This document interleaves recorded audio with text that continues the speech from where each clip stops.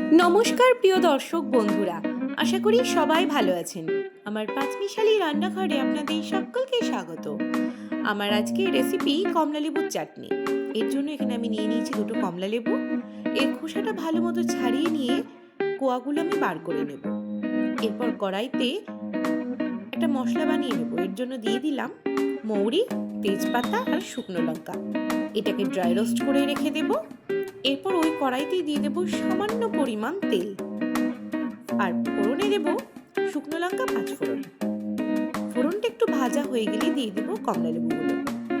একটু নাড়াচাড়া করে দিয়ে দিলাম পরিমাণ মতো নুন, আর দিয়ে দেব চিনি।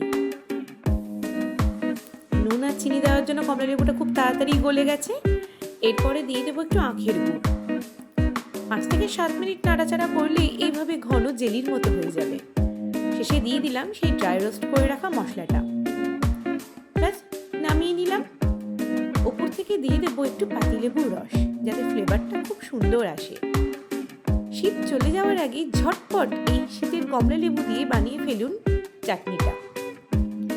ভিডিওটি ভালো লাগলে লাইক, কমেন্ট, শেয়ার করতে একদম ভুলবেন না। আর অবশ্যই আমাদের চ্যানেলটিকে সাবস্ক্রাইব করে দেবেন। দেখা হচ্ছে পরের ভিডিওতে। ততদিন ভালো থাকবেন, সুস্থ থাকবেন। ধন্যবাদ।